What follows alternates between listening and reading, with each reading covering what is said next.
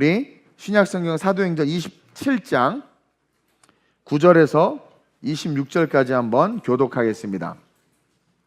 사도행전 27장 우리 9절에서 26절입니다. 제가 먼저 읽겠습니다. 235페이지 정도 있어요.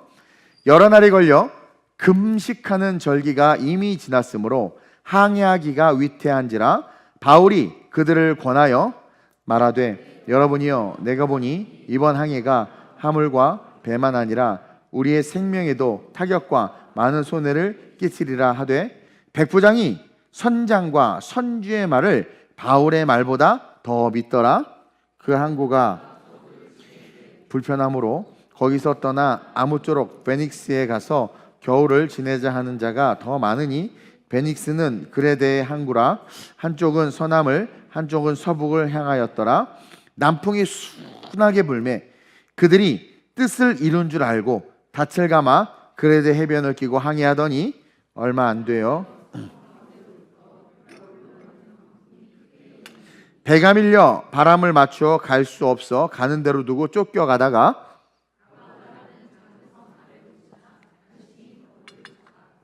끌어올리고 줄을 가지고 선체를 둘러감고 스리디스에 걸릴까 두려워하여 연장을 내리고 그냥 쫓겨가더니 광풍에 쫓겨가는 거죠. 세상에 쫓겨가는 거죠. 우리가 심히 애쓰다가 이튿날 사공들이 짐을 바다에 풀어버리고 이놈의 짐 때문에 일찍 떠났는데 다 버리게 됐죠. 사흘째 되는 날 배의 기구를 그들의 손으로 내버리니라. 여러 날 동안 해도 별도 보이지 아니하고 큰 풍랑이 그대로 있음에 구원의 여망마저 없어졌더라. 여러 사람이 오래 먹지 못하였음에 바울이 가운데 서서 말하되 여러분이여 내 말을 듣고 그레데에서 떠나지 아니하여 이 타격과 손상을 면하였다면 좋을 뻔하였느니라. 내가 너희를 권하노니 이제는 안심하라. 너희 중 아무도 생명에는 아무런 손상이 없겠고 오직 배뿐이리라.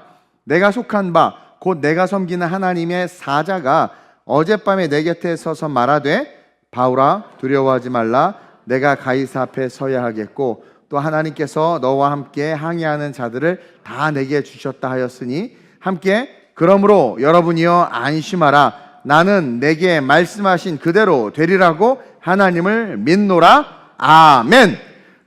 유라굴로 광풍에 대한 이야기죠. 제목을 한번 읽어볼까요? 시작. 유라굴로 그 한가운데 서 있는 당신.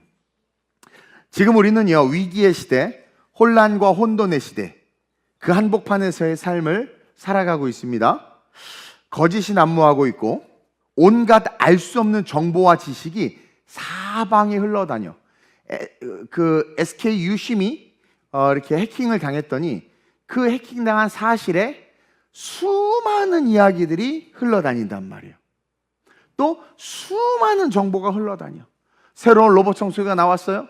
누군 이 로봇 청소기가 너무 좋다고 말하고 누군 이 로봇 청소기는 극심한 장애가 있어서 사면 안 된다고 그러고 뭐가 맞아? 그렇죠? 알 수 없는 정보와 지식들이 사방에 흘러다녀요. 이번에 일어난 해킹 사건, 간첩 사건, 묻지마 폭행. 묻지마 폭행이 참 많이 일어납니다. 비행기 사고도 많이 일어나죠. 그리고 살인. 요즘에 툭하면 사람을 죽여요. 그리고 지진. 그리고 땅꺼짐. 그렇죠? 한국에서도 막 일어나기 시작하죠.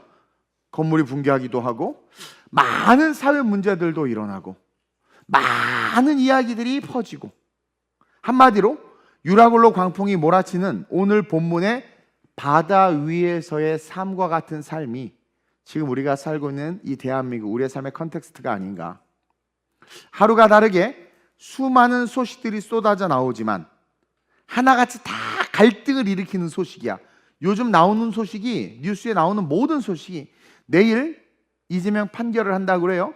결과가 어떻게 됐든 갈등이 일어날 거라는 거죠. 또 SK에서 무슨 말을 했어요? 말했더니 또 갈등이 일어나. 유심 받고 또 갈등이 일어나. 해지하면 유학금 받겠다. 뭐 또 갈등이 일어나. 안 받겠다. 또 갈등이 일어나. 뭘 해도 갈등이 일어나요? 갈등이 일어나는 소식들 뿐이야. 그리고 우리를 힘들게 하거나 슬프게 하는 소식들, 사건, 사망, 사고. 필리핀에서 한국인을 아주 맛있는 먹잇감이라고 해가지고 2명이나 지금 총에 맞아 죽었단 말이에요. 필리핀 가는 거 겁나세요? 우리는 안 건드려. 우리 그진 거 다 알아요. 선교사들 안 건드려요. 땅 사러 오고 집 사러 오고 이게 소문이 나고 오면, 내가 아는 선교사님도 총 맞고 죽었거든요. 왜냐면 선교비를, 땅을 살려고 선교비를 많이 가지고 온다는 걸 너무 자랑한다고 소문을 낸 거야. 그걸 주변에서 예수 안 믿고 있던 필리핀 그 사람들이 듣고, 범죄족이 듣고 있다가 그걸 알고 죽이고 돈 뺏어간 거지. 어쨌든 이런 일들이 너무 많이 일어나. 예. 경찰이 쫓아오면 서야 되는데 이제 막 도망다녀. 오토바이 막 영화처럼 도망다니다 잡혔더니 16살 미성년자가 면허도 없이 오토바이를 타고 경찰을 피해서 막 이런 일들이 한국에서 막 벌어지고 있단 말이에요. 그런 너무나 많은 슬픈 소식들, 힘들게 하는 소식들 들려요. 그러니까 국민 모두가 코로나와는 다른 지금 모든 국민이 우울해하고 있고 무기력해져 있고 분노와 상실을 경험하고 그렇게 지금 살고 있는 것 같아요. 또 심리학자들은 그렇게 이야기하고 있습니다. 특히 요즘 청년들, 여러분 청년들의 기본 모드가 뭐예요? 아이폰에는 뭐가 장착돼요? iOS 운영체제가 기본 장착되죠. 삼성 갤럭시 폰에는 그 안드로이드 폰에는 뭐가 장착돼요? 안드로이드 OS가 기본 장착되죠. 옆 사람 보세요. 너에게는 뭐가 기본 장착으로 돼 있냐? 바로 불안정성. 요즘 청년들의 기본 모드가 불안정성. 불안해. 안정된 마음과 생각과 안정된 미래와 안정된 게 하나도 없이 요즘 모든 청년들의 기본 모드가 불안정한 상태라는 거야. 그걸 기본값으로 살고 있대요. 또 AI가 얼마나 급격하게 발달했는지 지금 하루가 빠르게 발달하고 있잖아요. 미래의 먹거리와 일자리에 대한 위협으로 말미암아 요즘 젊은이들이요, 존재 가치에 대한 의미까지도 상실해 가고 있다고 합니다. 얼마 전에도 말했지만 여러분 연애하고 데이트하는 거 얼마나 좋아. 해봤어? 강민아 그런 거 해봤어? 유미 야 니 해봤어? 결혼했지? 넌 안 되지. 넌 내가 남자를 금했지? 아니 해봤어? 뭐 없네. 여기 다 했지. 여기 결혼했고. 성민이네. 해봤어? 묻지 마. 잘생겨졌어 요즘에. 빠마도 하고. 연애하고 데이트하는 거 얼마나 좋아요? 근데 이런 것들조차도 지금 불안정이 장착된 젊은이들에게는요 버겁다라는 거예요. 그리고 돈과 시간이 아깝다는 생각이 들고 이런 미팅이나 소개팅에 대해서도 회피하려고 한대. 회피하려고. 저 사람이 날 싫어하면 어떡하지? 그럼 나도 저 사람이 마음에 안 들면 시간 낭비야. 그리고 뭔가 얘기하다가 나랑 안 맞거나 이해 충돌이 일어나면 그런 것들이 불편해져서 불안정을 장착하고 있기 때문에 불편해져서 깊은 관계로 발전을 하지 못한다라는 거죠. 그러다 보니까 요즘에 많은 사람들의 특징이 판단력이 흐려진대요. 그래서 자꾸 이상한 범죄들이 많이 일어나는 거예요. 판단력이 흐려져. 올바른 선택을 해야 되는데 자꾸 하지 말아야 될 선택을 하는 거야. 불안정하니까. 그리고 여러분 불안정한 사람들의 특징이 뭔 줄 아세요? 자기의 이익을 쫓아갑니다. 불안정하니까 눈앞의 이익만을 쫓아가. 국가를 의존하게 돼. 내가 불안하니까 국가가 날 책임져야 된다는 거야. 돈 달라 이거죠. 그런 습성이 생겨요. 불안정을 장착한 자들은 그런 습성이 생겨요. 왜 40대가 돼도 부모의 집을 안 떠나느냐? 불안정이 장착되어 있기 때문에 못 나가는 거예요. 왜 새로운 사업과 새로운 직장에 이력서를 못 내느냐? 불안정하니까. 어떤 하나의 데미지나 상처를 입으면 그것을 극복할 힘이 없는 거예요. 그 요즘에 데이트 폭력으로부터 시작해서 여러 가지 이상한 일들이 일어나는 것도 다 그런 불안정이 멸시와 무시로 느껴지면서 내 안에서 폭발해서 게임 중독이나 사회에서 본 많은 미디어 정보가 내 전두엽을 팝콘 튀기듯 팡팡 튀겨서 망가뜨린 상태에서 즉각적인 비이성적, 비윤리적인 그거를 필터링할 센서가 없어지니까 즉각적 폭력과 행동으로 나타나 버린단 말이에요. 그래서 요즘에 어떤 환자들이 많냐? 환자들이 많아. 나도 욱해. 나 건들지 마세요. 나 욱해. 이게 평소에 잠잠하고 막 그런 사람들도 뭔가 하나 어디 코드가 딱 걸리면 파이어! 이렇게 된다는 거예요. 이게 너무 힘든 거야. 너무 힘든 거야. 그러다 보니까 어디에 기대게 되느냐? 나에게 이익을 주는 게 최고인 거야. 그리고 그러지 않은 것들은 다 필요 없다고까지 여기면서 극단적인 어떤 경계선 장애를 보이는 그런 모습으로 오늘날 많은 젊은이들과 사람들이 그 삶의 모드가 변하고 있대요. 근데 이러한 모습은요, 어떤 문제가 생기냐면 이제 이런 상태가 돼요. 이제 막 뭡니까? 불안함이 장착되어 있고 막 눈앞에 이익만을 쫓아가려고 하고 나와 맞지 않으면 회피하게 되고 나에게 이익을 주는 게 최고다라고 여기는 사람들, 이런 사람들은요 어떤 모습이 되느냐? 위험을 감지하는 능력이 상실된다고 해요. 위험을 감지하는 능력이 상실돼. 불나방처럼 이익을 쫓고 내가 불안정하기 때문에 나 막 이렇게 생각하는 사람들의 특징은 자기에게 다가오는 위험 감지 능력이 상실해서 결국 불나방처럼 잘못된 선택과 이익을 쫓아가 자기의 삶을 다 태워버리는 그런 어리석은 결론에 이른다라는 거예요. 그래서 자살하는 사람들이 많아지는 거고 인생을 포기하고 막 이상하게 막 차를 몰고 막 역주행하고 사람들 들이받고 이런 것들이 다 그런 이유라는 거예요. 그리고 요즘에 우리 젊이들 게임 도박 많이 하잖아요. 이 게임 도박을 하는 이유가 뭐냐면 당장의 이익이 중요한 거예요. 누가 모릅니까? 그 게임의 알고리즘이 잘못되어 있고 도박을 통해서 결국 패가망신한다는 건 다 알아요. 근데도 불구하고 불안정성을 장착한 이들은 당장이 눈앞에 이렇게 조금만 하면 돈을 벌 수 있어. 그래서 요즘에 뉴스에 나왔죠. 10만 원을 보내면은요 11만 원을 줘요. 그리고 며칠 있다가 30만 원을 보내라고 그래. 그럼 또 33만 원을 주는 거야. 10%의 이익을 주는 거야. 그러다 이번에 무슨 기회다 그러면서 50만 원을 내. 55만 원이 와. 이게 사람 너무 이 젊은 애들이 불안정성인데다가 이게 딱 꽂히니까 어떤 일이 일어나 나중에는 띠디디 해서 지금 아주 중요 뭔데 지금 200만 원을 넣으면 10% 수익이. 그러니까 애들이 그냥 넣어버리는 거야. 근데 그 다음에 연락이 있다 없다? 없다. 알아. 그리고 옆에 친구가 그걸 당했어. 근데 며칠 있다 자기한테 그런 문자가 오잖아요. 아는데도 해. 보이스피싱 왜 당해? 여러분 보이스피싱이 차라리 멍청한 애들은 안 당해. 근데요 이상해. 서울대 연구대 나온 애들이 보이스피싱을 잘 당한대. 이게요 여러분 이게 뭐냐면 우리 안에 심리적인 문제라는 거예요. 그래도 게임이나 도박도 마찬가지. 당장의 이익이 중요하니까 그 게임과 도박의 위험을 감지하지 못하고 그거에 대해서 조언해 주는 말이 들리지 않는 거예요. 결국 그것에 손을 댔다가 모든 것을 잃어. 근데 잃고 나서도 아니야. 나 이익을 벌 수 있었는데 라는 그 자기중심의 불안정을 감추기 위한 이익의 마음이 뺏겨서 어떻게 해요? 또 해. 어떻게 해야 돼요? 손을 자르면 발로 고스톱 친다며. 요즘은 고스톱이 아니지 핸드폰으로 하잖아요. 격리시켜야지. 여러분 베네수엘라가 망한 핵심 이유가 뭔 줄 아세요? 베네수엘라가 망했잖아요. 베네수엘라가 망한 핵심 이유는 뭐 요즘에 다 알죠. 모든 국민들, 대다수의 국민들이 위험을 감지할 수 있는 능력을 상실했기 때문에 베네수엘라가 망했다는 거예요. 그럼 제가 설교를 한 것을 귀납적으로 풀어봅시다. 자, 위험을 감지할 능력을 베네수엘라 국민들이 왜 상실했을까? 국가에 대한 과도한 의존성, 즉 팽창된 포퓰리즘 정치로 말미암아 국민들이 국가를 의지하기 시작하네요. 왜? 너무나 불안한 거예요. 여러 가지로 어렵고 힘드니까 그것들을 좀 국가가 좀 해줬으면 좋겠는데 그걸 해주겠다고 하는 놈이 나타난 거죠.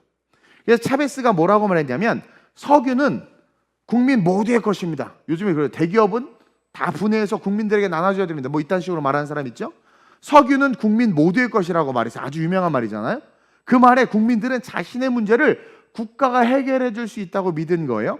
그래서 맹목적 의존성을 가지고 모든 국민이 표를 국가에다 다 줬어요. 그리고 국가로 하여금 내가 표 줄 테니까 나를 책임져. 그런 게 베네수엘라가 망한 이유입니다. 그래서 결국 그들이 뒤늦게 깨닫게 된 거예요. 뭘 깨달았느냐 한번 읽어볼까요? 시작.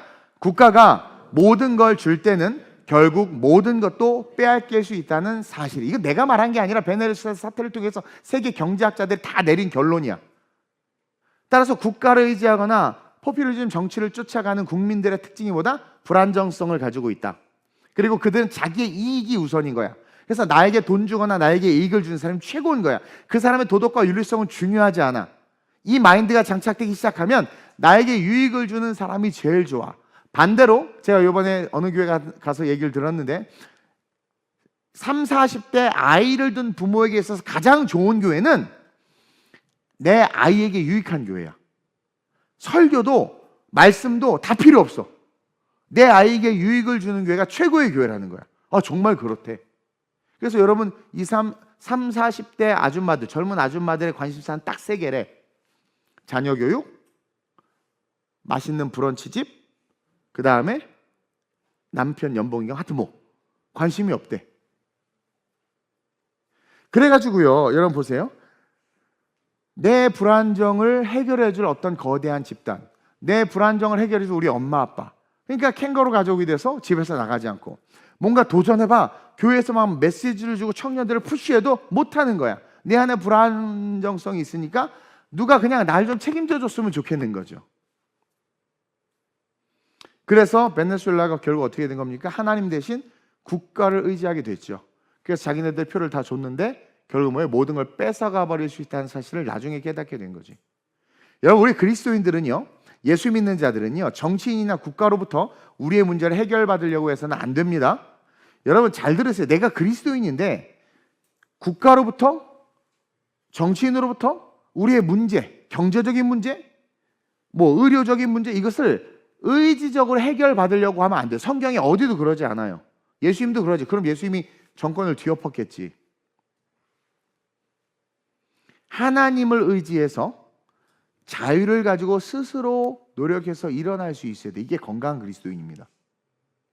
그러니까 우리 그리스도인들은 정치인이나 국가로부터 우리의 문제를 해결받으려고 하는 존재가 아니라 우리는 하나님의 자녀이기 때문에 하나님을 의지해서 내게 준 자유의지를 가지고 스스로 노력하고 그것을 극복하면서 일어나는 거야. 거기에 국가는 최소한의 도움을 주는 것뿐이에요.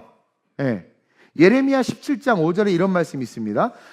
시작. 여호와께서 이와 같이 말씀하시느니라. 무릇 사람을 믿으며 육신으로 그의 힘을 삼고 마음이 여호와께서 떠난 그 사람은 저주를 받을 것이니라. 무릇 사람을 믿고 육신으로 그의 힘을 삼고 마음을 여호와께서 떠난 그 사람은 저주. 이걸 역설적으로 해석하면 축복받는 사람은 뭐예요? 마음을 여호와께 두고 육신이나 그 육신의 힘을, 사람을 의지하지 않고 여호와를 의지하는 자가 뭐다? 복을 받는다. 그리고 오늘 본문도 보세요. 9절에서 11절입니다. 시작. 여러 날이 걸려 금식하는 절기가 지났으므로 항해하기가 위태한 절. 여기까지는 팩트예요. 자연의 섭리입니다. 10월 이후부터 그 그리스 인근 지역은요, 엄청나게 많은 풍랑이 일고, 우리가 유럽 많이 가봐서 알지만 그 바람 장난 아닙니다. 그러니까 이거는 팩트고 자연의 섭리야. 금식한 절기가 지나서 10월 달로 넘어온 거예요. 10월 중순 11월로 넘어가는 거죠. 당연히 배가 항해할 때마다 위태로워요. 그래서 배하고는 1도 연관이 없는 바울이, 바다하고는 1도 연관이 없는 바울이 뭐라고 말합니까? 시작. 바울이 그들을 권하여 말하되, 여러분이요, 내가 보니 이번 항해가 하물과 배만 아니라 우리 생명에도 타격과 많은 손해를 끼치리라. 이게 무슨 영안이 있어서 그런 게 아니라 풍랑이 일면 당연히 타격을 받는 거예요. 그리고 객관적, 바울이 똑똑하잖아요. 그 정도는 안다면 이때 출항하면 안 돼. 그러니까 좀 기다렸다 겨울 나고 가자 이거예요. 합리적이죠? 근데 백부장이, 이게 선장과 선주가 있어도 백부장이 로마가 지배하고 있었기 때문에 로마의 어떤 정치적이거나 행정적인 일을 통해서 화물선에 백부장이 오르게 되면 그 선주와 그 다음에 선장은 백부장에 의해서 그 배를 움직여야 되는 거야. 통솔 주권이 바뀌어버려요. 그러니까 백부장이 선장과 선주는 뭐예요? 빨리 가자. 지금 제일 싸게 가가지고 딱 가면 우리가 그라데에 도착해서 이렇게 따다다다닥 할 수 있다. 선장과 선주는 당연히 눈앞에 이익을 쫓는 거죠. 불안해. 맞아, 얘네들도 알아. 풍랑이 일어. 지체하면 안 돼. 조금이라도 하루라도 빨리 떠나면 안전하게 도착할 확률이 많아. 그리고 내가 거기 제 시간에 도착해야 화물을 주고 화주로부터 돈도 받고 내가 돈을 벌 수 있어. 근데 10월, 11월, 1월, 2월까지 그 미항, 아름답지만 그 좁아터진 항구에 머물면 어떻게 되는 거예요? 모두가 불편하고 먹지도 씻지도 제대로 못할 뿐만 아니라 자기의 경제적인 타격이 큰 거죠. 그러니까 선장과 선주가 뭐라고 말합니까? 가도 괜찮아, 빨리 가자. 그러니까 백부장도 역시 마찬가지로 불편한 거 싫고 빨리빨리 집에 가서 마누라도 보고 애들도 보고 맛있는 거 먹고 넷플릭스도 봐야 되니까 선장과 선주의 말을 들은 거야. 그래, 니네들이 프로페셔널이지?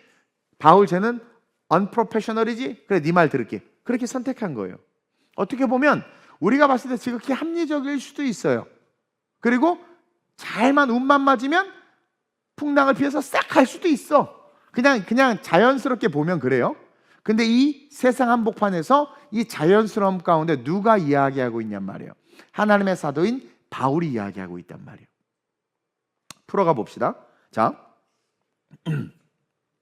제가 오늘 설교 제목을 뭐라고 이야기했냐면 유라굴로 그 한가운데 서 있는 우리예요. 자연의 섭리, 날씨의 이치를 무시했죠. 또 그 자리에 서 있던 하나님의 사람 바울이 유명했습니다. 유명했어요. 지금 이때는 바울이 모든 사역을 다 마치고 죽으러 가는 거거든. 그러니까 바울의 모든 열매, 그 모든 스토리들이 너무 잘 알아. 아니 나도 이번에 어디 갈 때 날 알아보더라고. 그래서 어떤 목사님 한번 만나보고 싶었습니다. 그래서 와 내가 그런 사람이야? 기분 조금 좋더라고요. 그래서 조심스러워 어딜 못 가겠어. 막 마트에서 인사하고 그래가지고 그 목사님 나도 그 목사님을 아는데 나도 그래서 그분 그런가 보다 그분이 나를 알아서 좀 놀라긴 했어요. 그러니까 바울 다 알아. 그리고 그가 어떤 사람인지 하나님의 사람인지 다 알아. 그런데도 불구하고 그러니까 영적인 사람이라는 거 그리스도인이라는 걸 아는 거죠. 그 하나님의 사람이 그 자연의 섭리 속에서 자연의 섭리에 힘을 보태서 그래 맞아 자연이 이러니까 가지마 조언을 했단 말이에요. 또 바울은 하나님의 사람의 그 능력이 있었잖아요. 권면과 통찰과 예언을 하는 사람이었단 말이에요. 근데 그것을 무시했어. 뭐 때문에? 불안정한 시국 속에 자기의 안정을 추구하는 경제적 이익을 쫓아갔단 말입니다. 이들이 오늘을 사는 우리의 컨텍스트에 적용해야 돼요. 그래서 내가 설교 제목을 유라굴로 그 한가운데 서 있는 우리라는 제목으로 이야기한 거예요. 즉 우리는요 이 유라굴로 광풍이라는 이 바다 가운데 한가운데 있는 지금 대한민국을 살아가는 우리는 인간의 판단, 합리적인 이유를 쫓아 걸어가서는 안 된다라는 거예요. 우리는 그리스도인이잖아. 하나님의 뜻은요 여러분 때때로 비합리적일 수 있어요. 저도 되게 이성적이고 변증학을 공부해가지고 막 따지는 거 되게 좋아하거든요. 근데 그게 다 무익하다는 걸 이게 여러분 수준이 높아지면 모든 게 그냥 헛되고 다 헛돼요. 정말 그렇게 돼. 근데 보세요. 우리는 이성을 추구하고 이성적인 걸 좋아하고 지식을 쫓다 보니까 자꾸 하나님의 뜻을 그 안에서 해결하려고 하는데 성경을 보면 하나님의 뜻은 때때로 비합리적일 수 있다는 것을 깨달아야 돼. 말이 안 되잖아. 성을 돌래. 이 말이 돼. 성을 돌래. 조용히 말하고 조용히 말하래. 조용히 하고 입 다물고 Close your mouth. Shut the mouth라고 말하지만 우리 앞으로 입을 예쁘게 Close your mouth. 그리고 성을 돌래. 말이 됩니까? 항아리에 횃불을 넣어서 이렇게 들고 가서 와 소리 지르래. 이게 말이 돼? 너무 비합리적인 거야. 근데 오늘 이 시대에 우리는 너무나 합리적이고 이성적인 걸 쫓아서 하나님을 믿으려고 하니까 기적도 능력도 보이지 않는 거예요. 하나님은 때로는 비합리적일 수 있다는 것을 깨닫고 신앙의 분별을 통해서 우리는 이 유라굴로 광풍이 불어 닥치고 있죠. 그 상황에 있는 이 대한민국을 걸어갈 수 있어야 된다. 또 당시 항해의 결정권을 가지고 있던 백부장은요 나름 전문가의 의견을 따르는 결정을 한 것 같아. 선장과 선주, 선장의 말은 최고지. 결정을 한 것 같아. 근데요 이것을 통해서 우리는 세속적 리더십의 한계를 볼 수 있어야 돼. 선장은 최고의 세속적 리더십의 따봉이야. 배, 바다, 그렇죠? 그리고 수많은 화주들이 맡긴 화물, 와 엄청난 책임감과 그리고 그 전체를 통솔하는 리더십이 있는 그 바다 한복판에서의 그 배의 선장은 이 세상에서의 세속적 리더십의 정점을 이야기하는 겁니다. 근데 그 선장의 판단 옳았어요, 틀렸어요? 얼마나 많은 그 항해를 했고 그런 꼼수를 부려보고 그리고 그 바다를 가지 않았겠습니까? 갔으니까, 가봤으니까, 안 죽었으니까 어떻게 된 거예요? 또 가자 이거 아니겠어요? 진짜 유라굴로 강풍을 경험하고 죽을 뻔했던 선장은 가지 않았을 거야. 뜨거운 물에 한번 손 뒤어보면 절대 뜨거운 물을 손 안 넣습니다. 그렇죠? 네. 난 나가사키에서 짬뽕을 안 먹을 거예요. 뭐 맛을 봐야 맛을 아는 거거든. 아니 나는 개인적으로 안 맞아서 그런 거야. 그것처럼 보세요. 세속적 리더십의 한계. 지성과 이성이 모든 것이 아니다. 그러면서 세속적 리더십의 한계는 이 세속적 리더십은 영적인 세계를 알지 못하기 때문에 항상 이 세속적 리더십은 합리적이고 이익이 되며 다수가 원하는 것을 선택하게 돼 있어요. 이 세속적 리더십은 합리적이고 이익이 되며 다수가 원하는. 그래서 노련한 그런 정치인들은 이것을 이용합니다. 다수가 원하고 그리고 나에게 이익이 되고, 그러면서 사람들이 합리적이다라고 생각하는 것들을 뿌려준다라는 거죠. 자, 배에 적정량 이상의 화물을 실으면, 적정량보다 더 많은 화물을 실으면 침몰할 수 있다는 사실은 다 알아. 그건 팩트야. 근데 실어봤더니 사실 침몰을 바로 하지는 않아. 그렇죠? 괜찮아. 그러니까 이렇게 한두 번 운행하기도 해요. 그러니까 사람들은 뭐냐면 이익적 리더십에 순종해서 그러니까 불법을 저지르는 일들을 합리화시키며 리더십을 통해서 이 땅에 그 일들을 행하고 있다는 거예요. 어쩌다 운이 좋아 살았는지는 모르지만 적정량 이상의 화물을 싣고 가다가 정말 너울이 크게 일면 파손하는 거야. 그 과학적으로 계산된 화물을 실었으면 너울이 일어도 잘 넘어가고 하는데, 그렇죠? 근데 이익의 리더십에, 그 다음에 자기의 어떤 교만이지, 어떻게 보면 그것에 의해서 선택하는 그런 선택들의 결론은 어떻게 되는 거예요? 펼쳐지는, 그러니까 변수 앞에서 무너질 수밖에 없는 거예요. 제가 그랬죠. 예수 그리스도 항상 상수입니다. 우리의 삶의 상수예요. 그분은 변하지 않아요. 수많은 변수가 있어도 상수이신 예수 그리스도를 붙잡으면 우리는 승리합니다. 근데 이들은, 세속적 리더십은 변수 앞에서 당황하게 되고 그 변수를 해결할 능력이 없단 말입니다. 그래서 결국 어떻게 돼요? 그냥 자기의 뜻대로 다 침몰하거나 그냥 그들의 리더십에 침묵해서 어리석은 선택을 하게끔 만드는 거야. 세속적 리더십의 한계라는 거죠. 정말 내가 만약에 선주였어? 그랬을 때 이것을 좀 늦게 도착해서 내가 조금 손해를 보더라도 이 내 화물을 다 바다에서 잃어버리는 것보다는 낫잖아요. 그렇다면 나는 어떤 선택을 하겠느냐? 그들의 세속적 리더십에 침묵해서 동조하는 게 아니라 내 의견을 피력하겠다라는 거지. 내가 화주 A인데 나는 바울의 말을 듣고 여기 그냥 있다가 봄이 되면 떠납시다, 이런 말을 할 수 있어야 된다. 우리 영적인 리더들은. 세속적 리더십은 불안정함을 감추고 이익을 얻기 위해서 잘못된 선택들을 많이 합니다. 그러다가 나타난 변수 앞에서 당황하고 모두가 폭망할 수 있다는 거야. 그러나 상수이신 예수를 바라보는 우리의 신앙은요, 펼쳐지는 상황과 환경 속에서 영적인 리더십을 가지고 우리가 이 세상 가운데 영적인 메시지를 말할 수 있어야 된다는 거죠. 따라서 첫째로 한번 읽어볼까요? 시작. 우리는 세속적 리더십과 영적 리더십 사이에서 더욱더 영적 리더십에 순종하는 훈련을 해야 돼. 이 영적 리더십에 순종하세요. 제발 사장님 말에만 너무 순종하지 마. 목사님 말에도 좀 순종해봐. 세상의 선생들, 세상에 떠드는 자들, 세상의 리더십을 가진 자들, 세상의 빅마우스들, 그들의 말보다 하나님의 말씀, 기록된 The Bible, 하나님의 말씀과 그 말씀의 권위, 그 권위를 가진 또 하나님의 기름 부음 받아 세워진 주의 종들의 리더십을 따르는 것이 불안정을 장착한 이 시대를 살아가는 불나방 같은 우리에게 너무나도 중요하다는 거예요. 그것을 따르는 훈련을 해봐야 돼. 훈련을 해봐야 돼. 이 흔들리는 유라굴로 광풍 한가운데 살아가는 우리의 삶에 진정한 안녕, 평화, 그것은요 영적 리더십에 순종할 때 오는 겁니다. 그러면서 둘째로 시작. 우리는 폭풍 속에서도 말씀을 말하는 자들이 되어야 돼요. 이 얘기를 하고 싶어요. 사실 오늘은 먼저는 영적 리더십에 순종하는 훈련을 하고 나서 이어서 성장하는, 이제 영적 리더십에 순종하는 훈련을 해. 세상과 세속과 이익의 리더십과 영적인 리더십 서로 당연히 상충되고 부딪힐 수 있단 말이에요. 그러나 우리는 그리스도인이잖아. 우리는 변하지 않은 말씀과 예수를 쫓는 자들이란 말이에요. 그럼 누구의 리더십에 순종해야 돼? 영적인 리더십에 순종해야 돼. 그것은 교회의 질서이기도 하고 여러분들의 목자이기도 하단 말이에요. 자, 그 훈련을 한 우리가, 그 훈련이 되면 이제 성장한 우리는 세상 한복판에서 우리가 영적 리더로서 리더십을 발휘해야 돼. 그것을 뭐라고 이야기하느냐? 이 세상 한복판에서 하나님의 말씀을 말하는 자, 즉 흔들리는 세상에서도 오직 하나님의 말씀을 말하는 자로 서 있어야 돼요. 요즘에 자꾸 진화론에 대한 이야기가 나와. 왜 그 얘기를 하는지를 모르겠어. 남자 여자 그게 뭐 성이 중요하지 않다고 말해. 왜 안 중요해? 거기서부터 시작해야 되는데, 그렇죠?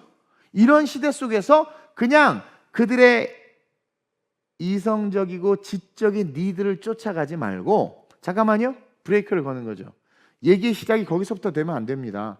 성경에는 남자와 여자를 창조했고 인류의 역사를 봐도 남자와 여자밖에 없었습니다. 동성애는 성적인 쾌락과 마귀에 의해서 망가진 어둠의 문화이기 때문에 거기 있는 자들 우리가 건져내야 합니다. 그것을 인권이라는 이름으로 따라가는 것이 아니라 그들에게 죄는 죄고 선은 선이다 가르쳐주고 그들을 우리가 건져낼 수 있어야 됩니다라고 이야기해야 되는데, 그런 말을 못해 오늘날. 그러면서 그냥 세상이 말하는 것에 쓸려가면서 그건 아닌데, 그래도 아닌데, 그건 아닌데. 나는 그 CBS 없어졌으면 좋겠는데, CBS에서 또 인터뷰를 하나 냈는데 창조론, 진화론 그건 중요하지 않습니다. 어떤 목사가 나와서 그래요. 중요하지 않아요?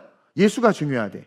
자, 창조론, 진화론 중요하지 않습니다. 예수가 중요해. 맞는 말 같아. 예수 중요하지. 그래서 우리가 예수 믿는 게 가장 중요하기 때문에 거기에 포커스를 둬야 된다는 거야. 이게 함정이라는 거예요.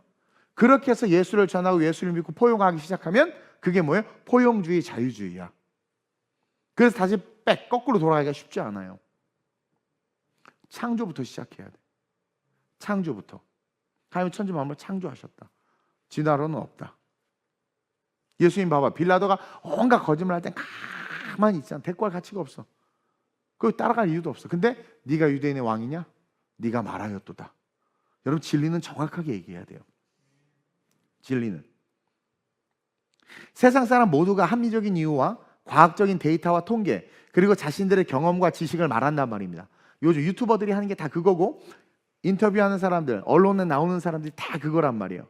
이번에 그 보수 농객인 정규재와 그 다음에 누구예요? 누구지? 그 있어요, 유명하신 분. 그분들이 이재명을 한번 만나고 나더니 어떻게 됐어요? 이재명에 대해서 아주 좋은 말하기 시작했죠. 그러면서 이제 논평이 나왔죠. 이게 왜 그러면 우리는 불안정한 존재이기 때문에 그래요. 근데 만나보니 나에게 이익을 줄 것 같은 거지. 이익을 줄 것 같은 거지. 세상 사람들이 그렇게 합리적인 이유와 과학적인 데이터와 통계, 그리고 자기들의 경험과 지식을 가지고 계속 떠들어요. 그러니까 신념이 없어지는 거야. A 쪽에 있다가 일로 말하고 B 쪽에 있다가 일로 말하고 신념이 없어지는 거예요. 우리는 더욱더 그러한 시대 속에서 그러한 자들보다 그러한 자들 앞에서 많은 사람들을 향해서 그러한 자들 앞에서 하나님의 말씀이 뭐라고 말하고 있는지를 전해야 된다는 거예요. 자, 폭풍은 자연 문제예요. 오늘 일어난 유라굴로 광풍, 이 폭풍은 자연적 문제야. 그리고 폭풍은 그 시즌에 늘 일어나요. 그렇다면 이 문제는 자연의 문제가 아니라는 거예요. 지금 이 풍랑 속에 어려움을 겪는 건 자연의 문제가 아니에요. 자연은 늘, 그 풍랑은 늘 일어나고 투표도 늘 하게 되고 정치는 늘 갈등이 있고 전쟁도 계속 역사적으로 일어나. 그러면 그것이 중요한 게 아니야. 아니, 전쟁이 일어났는데 내가 거기 들어가면 총 맞을 수도 있는 거잖아. 그럼 전쟁이 일어났으면 그 전쟁이 일어난 거잖아요. 그 일어난 상황에서 내가 무엇에 의해서 움직여지느냐가 중요한 거죠. 그게 무슨 말이냐면, 이미 풍랑은 일어났어요. 그러면 이제는 자연의 문제가 아니라 영적인 문제라는 거야. 영적 전쟁의 리더십의 문제라는 거야. 즉 선장이 세속적 리더십을 말해. 그 자연 풍랑은 항상 일어나. 근데 바울이 뭐라고 말해요? 아니, 우리 여기 있자 라고 이야기합니다. 세속적 리더십, 눈에 보이고 나에게 이익이 되는 리더십을 쫓아가는가? 아니면 영적 리더십. 당연히 이 시즌에 풍랑이 일고 더군다나 영적인 리더가 저렇게 말한다면 우리가 좀 들어볼 필요가 있지 않을까? 그래서 그 결정에 의해서 우리의 삶이 결정되는가? 여러분들이 진단할 수 있어야 된다는 거예요. 그래서 그 결정이 결국은 흔들리는 세상에서 같이 흔들리는 내가 되든가, 흔들리는 세상에서 아예 상관없이 빠져 있든가, 아니면 흔들리는 세상을 흔들리지 않게 하는 존재가 될 수 있는 차이가 된다라는 거죠. 여러분, 재밌는 게 뭐냐면 바울이 죄수의 신분이었어. 착고를 차고, 얘 죄수야. 죄수복 입고 이렇게 끌려가는데 죄수가 죄인이 항해의 비전문가예요. 날씨에도 비전문가야. 그럼에도 불구하고 그는 이익으로 움직이는 세상, 그 악한 세상 한복판에서 자기의 신분이 죄인이고 이렇게 말하면 조용히 해라 이놈 새끼야 이렇게 말할 텐데도 불구하고 자기의 신분이나 지위나 위치는 중요하지 않아. 하나님께서 주시는 영적인 에너지와 하나님의 말씀, 하나님의 그 뜻을 알고 그것을 이익을 말하는 세상 가운데서 올바르게 말할 수 있었단 말이야. 외쳤단 말이야. 얼마나 웃겼겠어. 죄수가 그렇게 떠드니까. 근데 그 한복판에서, 그 악한 세상에서 바울이 그렇게 얘기하고 있는 거 아마 아무도 안 들을걸? 막대기로 조연하게 쳤을걸? 20절 보세요. 이제 폭풍이에요. 이제 결국 이제 바울 말 안 듣고 가서 유라굴로 광풍 만났어. 그 광풍은 자연현상이야. 늘 있었어. 거기에 늘 존재하고 항상 그때마다 나타나. 근데 내 결정이 거기 들어가 버린 거란 말입니다. 그래서 이 결정을 누가 하느냐, 이 결정의 동기가 뭐냐가 너무 중요한 거야. 그 잘못된 결정을 해서 들어갔어. 광풍 안 속에 있어. 그러면 그 구원의 그 광풍 속에서 다 죽어. 오직하면 20절에 사람들이 뭐라고 말하냐면, 베테랑들이죠. 그들이 뭐래? 구원의 여명마저 다 사라졌다. 그 아꼈던 선주가 맡긴 화물들 다 갖다 버려. 다 버려. 그 소중하다고 여긴 거 다 버려. 다 버리고 나서는 이제 자기네들하고 배만 달랑달랑 남았는데 뭐라고 말이지? 야, 우리까지도 이제 다 물에 빠져 죽어야 돼. 이제 소망, 구원의 여망이 없어. 완전한 절망, 이렇게 이야기하고 있는 거예요.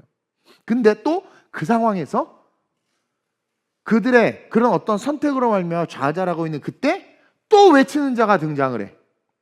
전에 한번 외쳐서 사람들이 듣지 않았다고 좌절하고 낙담하지 않아요. 이 사람은 또 외치는 거야. 근데 신부는 죄수야. 21절에 뭐라고 이야기합니까? 시작. 여러 사람이 오래 먹지 못하였음에 바울이 가운데 서서 말하되, 여러분이요, 내 말을 듣고 글에 대해서 떠나지 아니하여 이 타격과 손상을 면하였더라면 좋을 뻔하였네. 이거 책망 아니에요.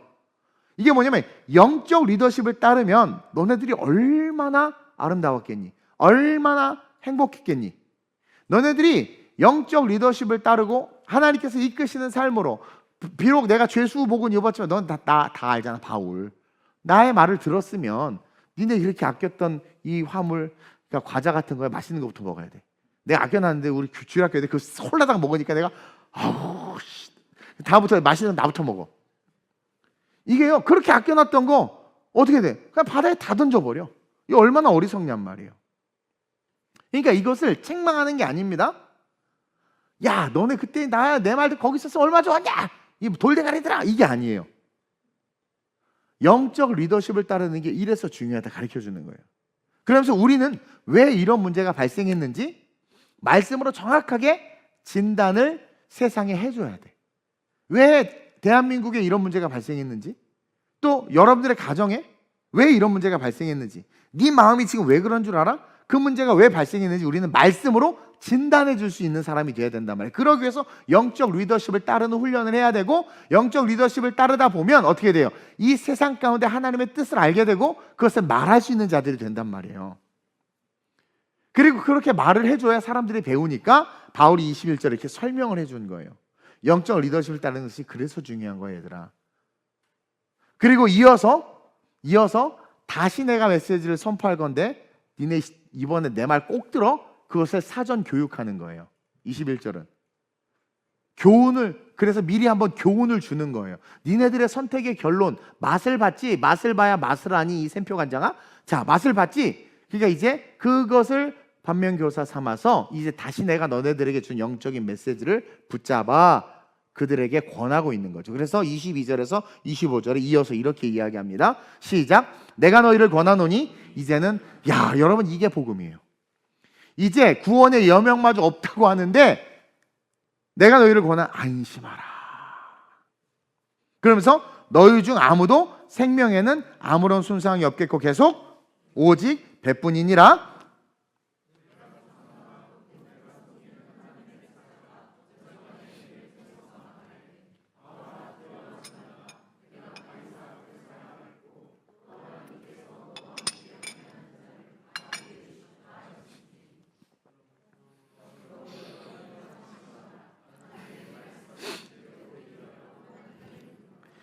내게 말씀하신 그대로 되리라고 하나님을 믿노라.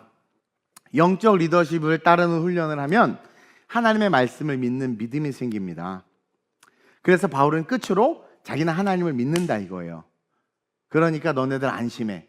하나님을 믿으면 안심해. 안심할 수 있고 하나님을 믿으면 생명을 잃어버리지 않아. 그러면서 마지막으로 우리는 하나님의 말씀을 붙잡고 믿는 사람은 공동체를 살릴 수 있다라는 사실을 발견해야 돼요. 다시 말하면 하나님의 말씀을 붙잡고 믿는 사람은 여러분 공동체, 나라, 민족, 가정 다 살릴 수 있어요. 하나님의 말씀을 믿고 붙잡는 사람. 그리고 우리는 하나님의 말씀을 붙잡고 이 대한민국을 살리고 우리 다음 세대들 살리고 우리 청년들을 살려야 된단 말이에요. 그러기 위해서 정말 하나님의 말씀을 붙잡고 믿어야 돼. 근데 보세요. 이 말을 하는데 뭐라고 말하냐면 23절에 뭐라고 이야기하냐면 어젯밤에 내 곁에 서서 말하되, 보세요. 아무런 생명 안심하라, 생명에 손상 없다, 배뿐이다. 그러면서 23절에 내가 속한 바 곧 내가 섬긴 하나님의 사자가 어젯밤 내 곁에 서서 말하되, 그러면서 하나님의 음성 들은 걸 이야기해 줘요. 어떤 사람은 이게 바울이 자다가 꾼 꿈이래. 배가 흔들리는데 어디서 자? 이게 자다가 꾸는 꿈입니까? 환상입니까? 환상 아니에요. 뭘까요? 어젯밤에 내 곁에 서서 말하는 소리를 들었어요, 바울이. 배가 파손하기 일촉즉발의 상황이고 폭풍 속에서 헤매고 있는데 어떻게 자? 이거는 자다가 꾼 꿈 환상이 아니라 바울이 뭐 하고 있었다? 기도하고 있었다. 기도할 때 하나님의 음성을 들려준 거예요. 그는 간절히 기도했습니다. 그는 기도하는 사람이었다라는 거죠. 그리고 기도를 통해서 276명, 그 배에 승선한 모든 사람을 향한 하나님의 뜻을 딱 깨닫게 돼요. 하나님이 이 276명의 생명을 다 구원하고 싶어 하시는구나. 그리고는 담대하게 죄수복을 입고 여러분 안심하십시오. 하나님이, 그렇죠, 말도 안 되는 상황에서 배멀미 나오고 죽게 된 상황에서 여러분들의 생명을 보존하실 것이다.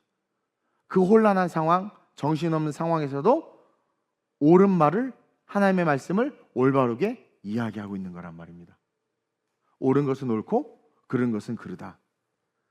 그들을 원망하지 않았어요. 원망하지 않았어요. 우리는 기도해야 돼요. 영적 리더십을 훈련하고, 그리고 하나님의 뜻을 쫓는 법을 배우게 되면 어떻게 돼? 우리 세상에 계속 말할 수 있는 자들이 돼야 돼. 그리고 그 말을 하기 위해서 우리는 깊은 기도 속에서 아버지의 뜻을 알고 이야기해 줄 수 있는, 그래서 이 땅이 세속적 리더십과 이익을 쫓아가지 않고 오직 하나님의 말씀을 쫓아가는. 왜 선거 때 돈을 뿌리는 줄 아세요? 불안정한 인간이 돈을 받게 되면 안정감을 느끼고 그 안정을 쫓아 그 사람을 추구하게 됩니다. 그게 베네수엘라가 망한 이유거든요. 우리는 이런 시대 속에서 하나님을 믿고 하나님을 의지할 수 있도록 가르쳐 줘야 돼요. 도리 없는 방백들을 의지하지 말라고 했던 것처럼. 이 대한민국, 이 한복판에서 흔들리는 광풍과 같은 이 대한민국 안에서 여러분 따라하시다. 말씀은 흔들리지 않는다. 여러분, 근데 왜 말씀까지 흔들립니까? 이 흔들리는 대한민국 한복판 안에서도 말씀은 흔들리지 않아요. 흔들릴 수 없습니다, 말씀은. 따라서 바울이 그랬던 것처럼 우리는 말씀을 딱 붙잡아야 돼. 그리고 말씀을 의지해서 기도해야 돼요. 그리고 이 대한민국을 살리고 이 대한민국을 살리는 선택을 할 수 있어야 된단 말입니다. 이 대한민국을 살리는 외침을 외칠 수 있어야 돼. 여러분들의 결정을 다수의 목소리에 맡기지 마세요. 여러분들의 결정을 눈앞의 이익에 맡기지 마세요. 여러분들이 무슨 쥐새끼예요? 치즈 준 거 쫓아가다가 주둥이 물려서 죽게? 국가가 내 모든 것을 책임져 주길 바람으로 표를 줬더니 국가가 내 모든 것을 뺏어갈 수 있다는 사실을 늦게 깨달은 거죠. 이 대한민국과 공동체를 향해서 우리 교회는 중보의 삶으로 일어나고 그 중보를 통해서 세상에 하나님의 뜻을 가르쳐야 돼요. 그리고 우리의 처지, 우리의 신분, 죄수였잖아. 그렇죠? 찾고 차고 병사가 지키는 죄수의 신분이었음에도 지배당하지 않고 외쳤던 것처럼 우리가 가난하든 못 배웠든 상관없이 우리의 신분에 지배당하지 말고 성령의 음성을 통해서 하나님의 말씀을 세상에 외칠 수 있는 자들이 되어야 된다는 거죠. 그래서 광풍 속 흔들리는 이 대한민국과 우리 다음 세대들을 구원해야 돼. 구원해야 돼. 구원해야 돼. 어떤 사람이 대통령이 되든 시간은 흘러가고 지나갑니다. 그것이 고통일 수도 있고 축복일 수도 있어요. 근데 중요한 건 우리가 기도하고 그리스도에서 외쳐야 될 말씀을 외쳐야 된다는 거예요. 이걸 안 외친 상태에서 고난이 오면 그 고난을 통해서 배우는 자들이 없어요. 근데 바울이 그 순종하지 않고 다 죽게 된 상황에서 너네들이 그레드를 떠나지 않아서 얼마나 좋아하겠냐 교훈을 주죠. 왜? 그 전에 한번 외쳤잖아. 바울이 외쳤잖아요. 그러니까 그것이 얘네들에게 학습이 된 거죠. 그러니까 이제 두 번째 외칠 때 더 큰 위기, 생명을 이룰 위기가 왔을 때 이제 어때요? 영적인 지도자의 말이 먹히는 거죠. 리더십의 말이. 자, 그랬지? 그러나 내가 기도해 보니 하나님이 이렇게 말씀하시더라. 그래서 그 우매한 자들 어떻게 해야 돼요? 예수 앞으로 이끌 수 있어야 된다는 거예요. 그래서 믿는 자들은 그릇이 커야 되는 거예요. 시행착오를 겪는 것까지도 다 감당해 줘야 되니까. 제가 이야기했잖아요. 하나님은요, 간음죄도 용서하시고요, 살인도 용서하시고요, 그리고 뭐 청탁받은 거 다 용서해. 발람과 발락의 이야기를 통해서 하나님께 다 보여주셨어요. 그러나 아나니아하고 삽비라가 헌금을 드리려고 문지방을 넘다 죽은 이유가 뭐라고 그랬어요? 거짓말이라고 그랬어요. 하나님을 속이는 거예요. 하나님을 기만하는 거. 모두가 다 악합니다. 근데 왜 하나님이 거짓을 싫어하느냐? 거짓의 아비가 마귀이기 때문에. 마귀는 거짓말하는 자들을 통해서 하나님의 나라와 하나님의 백성들을 좀먹습니다. 첫 번째, 사탄이 거짓말했잖아요. 사탄이 거짓말해서 하와로 하여금 하나님의 말씀을 끊어놓고 그들에게 영원한 죽음을 줘버렸단 말이에요. 가룟 유다에게 사탄이 거짓말했단 말이에요. 예수를 팔 말씀을 집어넣어줬다라는 거죠. 그래서 거짓말하는 사람은 절대로 가까이 하지 마세요. 그래서 저도 거짓말하는 사람 싫어하는 건데, 거짓말하지 마세요, 여러분. 그런 사람은 절대로 지도자가 될 자격이 없습니다. 그리고 다 죄인이야, 다 죄인. 이 시대에 우리가 바울처럼 일어났으면 좋겠어요. 여러분들의 신분이 어떠한 신분이든 세상에서 뭘 말해야 되냐면 성경의 가치와 기준을 말해야 되는 거예요. 그리고 우리는 국가를 의지하고 의존하는 존재가 아닙니다. 우리는 하나님의 나라를 의지하는 존재예요. 하나님의 나라를 의지하고 하나님의 나라를 붙잡아야지. 뭐 다 해달라, 다 해달라, 다 해달라. 그런 사람 치고 성공한 사람 못 봤어. 성장한 사람 못 봤어.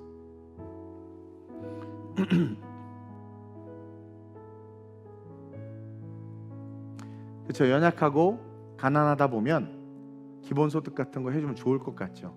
근데 경제 논리에는 그런 게 없잖아요. 유토피아를 꿈꾸지만 그 어떤 인간도 이 땅 유토피아를 만들 수가 없습니다.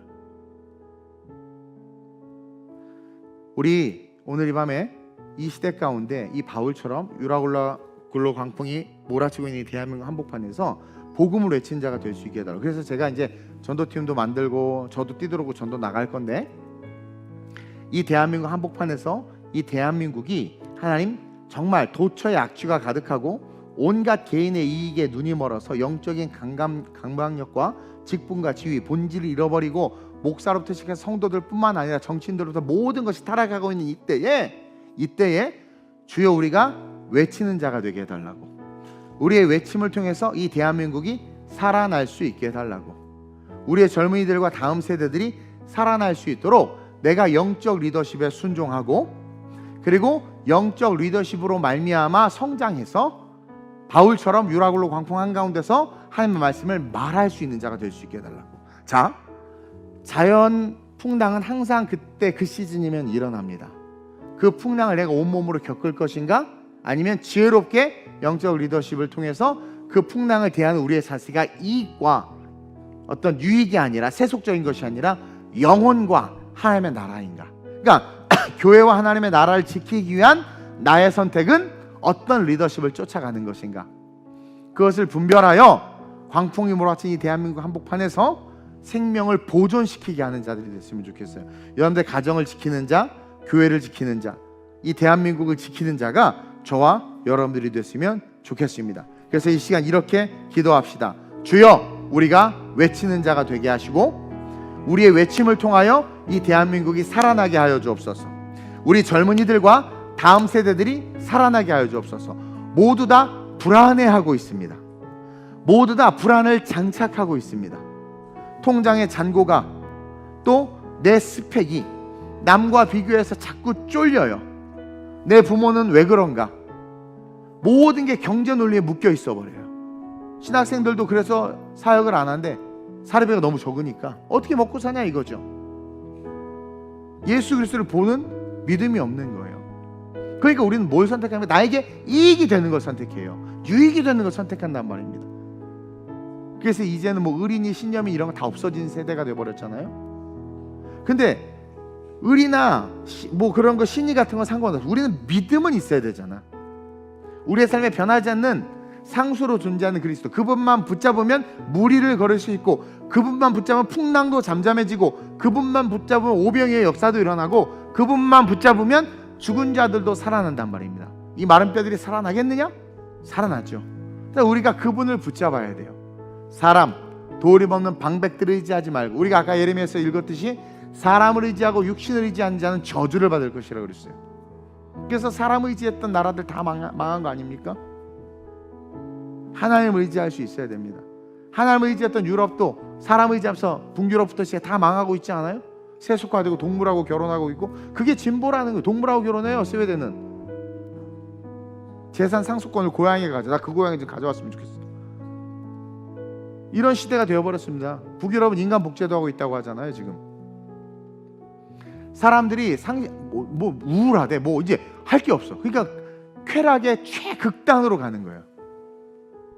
시체 성애자들이 나오고 막. 이게 인간의 진보의 끝이에요. 계속해서 뭐 좋아지는 게 유토피아, 점점 더 좋아지는 게. 그래서 AI가 발달하고 다 했어요. 뭐가 좋아집니까? 우리에게 숙제 빨리 하는 거? 결국 인간성의 상실과 인간의 자리를 로봇과 기계에게 빼앗겨 버리는 거 아닙니까? 이제 애완견 안 갖고 다니는데 똥아 싸는 로봇 애완견 갖고 다니지. 보니까 89만 원이면 살 수 있어. 나 사고 싶어서 쳐다보고 있었어. 지금 150만 원짜리인데 89만 원으로 50%인가 DC한다고 나한테 떴어. 알고리즘이. 살까 말까. 살아있는 건 아유 어디서 키울 수도 없고, 얘는 얼마나 좋아. 로봇기 충만이 물어 확 달려가서 물고, 얘가 더 세. 충만이보다 얼마나 좋아요. 그게 좋은 거예요? 사람의 설자리가 사라지고 있습니다.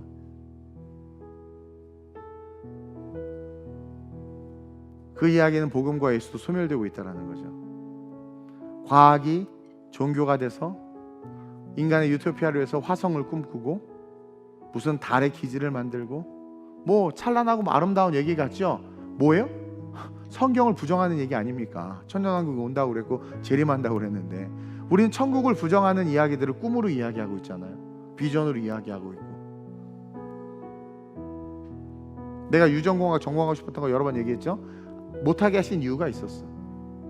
의미 없는 일이지. 하나님을 의지해서 먹고 사는 문제 한번 매달려 보세요. 그거 해보셨어요? 왜 자꾸 사람 의지하지? 하나님을 의지해서 내 자녀의 미래를 여러분 한번 붙잡아 보세요. 선생님이나 세상 말고. 그게 진짜 그리스도인이거든요. 진짜 그리스도인. 어떤 광풍이 몰아칠진 모르지만 여러분들에게 오늘 이것이 예방주사가 되기를 원합니다. 그 광풍 속에서 어떻게 될지 몰라요. 근데 우리는 그거 흔들리지 않습니다. 유대인들도 로마의 지배 속에 있었고 바벨론과 아수르의 그 짓밟힘 속에 있었죠. 근데 제가 그들이 짓밟힌 건 그들 때문에 짓밟힌 거예요. 이스라엘 백성들이 하나님을 멀리했고 범죄했고 하나님을 찾지 않았으니까 짓밟힌 거 아닙니까? 자기네들이 만든 거야. 그러니까 여러분들이 어떤 고난에 처하면 그 고난은 여러분들의 선택입니다.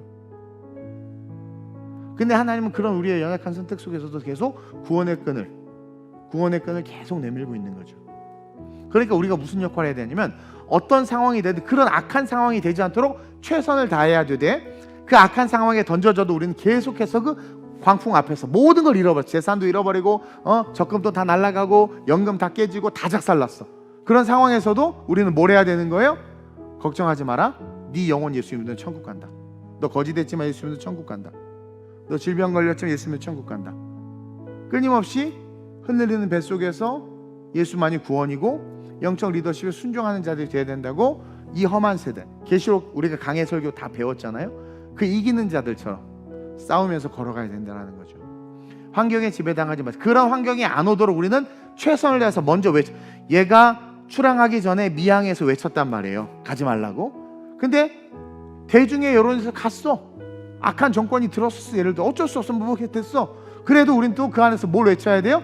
그럼에도 불구하고 하나님이 네 영혼을 사랑하시고 네 영혼을 구원하기를 원하시다. 그러니까 우리는 환경과 상황이 악해지지 않도록 최선을 다하지만, 악해졌어도 그 악해진 상황에서 우리는 그 영혼들, 제가 사실 중국 되게 싫어하는데 이번에 중국을 가는 이유는 전 중국 사람들을 사랑합니다. 진짜 제게 주셨던 그 천안문에서의 감동을 지금도 잊지 않고 있기 때문에 정말 사랑해요.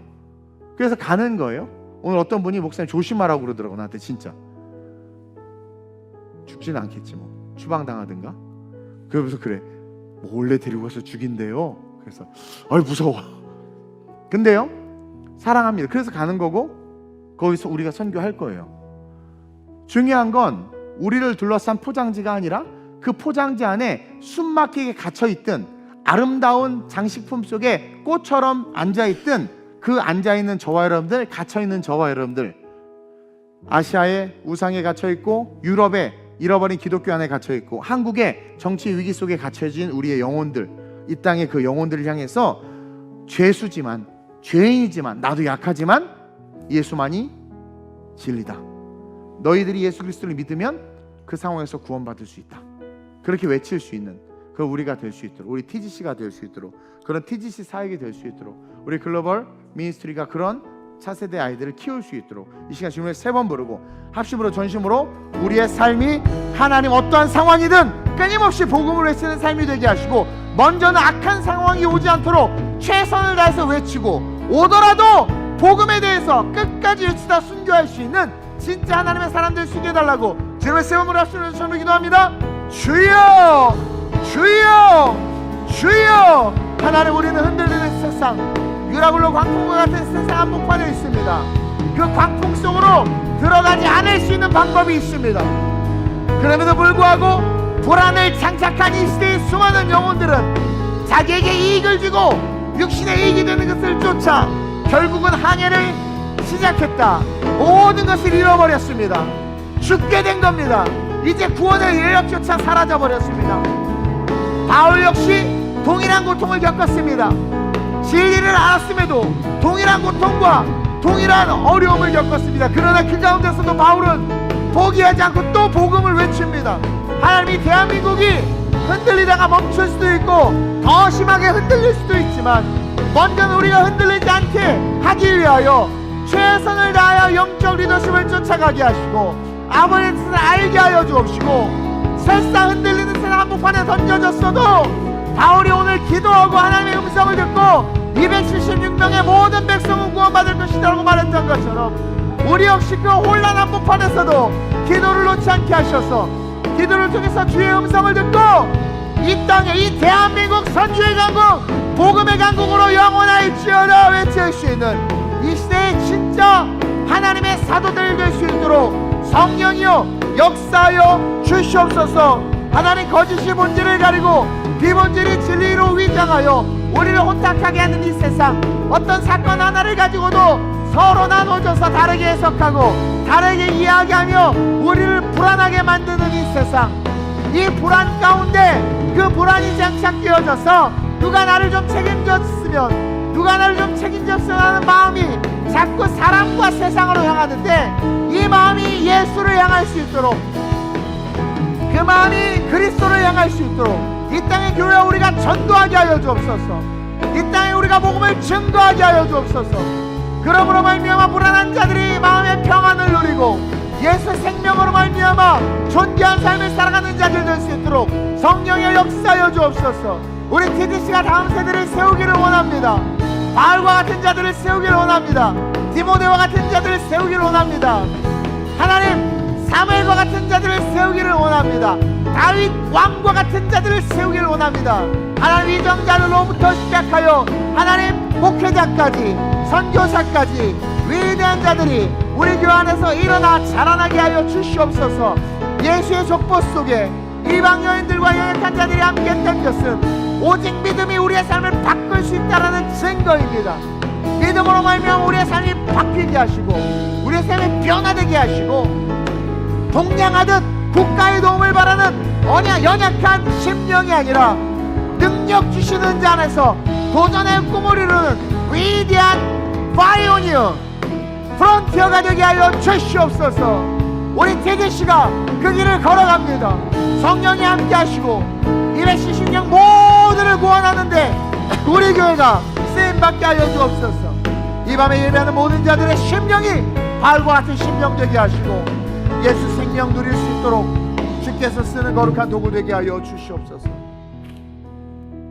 아이들이 꿈이 없다고 합니다. 하나님, 젊은이들도 꿈이 없습니다. 알바했다, 때려치고 국가에서 주는 돈 받아서 살다가 또 취업했다, 때려치고 국가에서 주는 돈 받아서 살다가 그렇게 무기력하고 무능력하게 살아가며 힘든 일 피하고 하고 싶지 않은 일 안 하고 그렇게 살면서 불안을 장착한 채로 그 불안을 이기기 위해서 미디어에 빠지고 연예인에게 빠지고 마약에 빠지고 술 담배에 빠지고 계층을 넘을 수 없을 것 같으니 한탕주의로 도박과 게임에 빠지고 현실을 도피하면서 그렇게 무너져가고 있는 시대가 이 시대입니다. 이 시대에 우리가 복음을 외칠 수 있도록 훈련되게 하여 주옵소서. 하나님, 우리가 온전하게 죽어가는 자들에게 예수 생명을 전할 수 있도록 인도해 주시고, 하나님, 세상에 이걸 쫓아가는 그들로 하여금 헛되고 헛된 것임을 깨닫고 알게 함으로 예수 붙잡고 놀라운 가능성과 창조의 삶으로 일어날 수 있는 자들로 우리가 그들을 세울 수 있는 지도자들 되게 해 주옵소서. 하나님, 샤론의 꽃 예수입니다. 광야 한복판에 필 수 없는 아름다운 꽃이 핀 것처럼 예수 믿는 자들에게는 불가능이 없습니다. 그 믿음을 가지고 세상을 개척하고 길을 만들며 많은 사람들에게 예수 생명을 전할 수 우리가 되게 하여 주옵소서. 유라굴로 광풍은 매년 그 시즌에 그곳에서 일어납니다.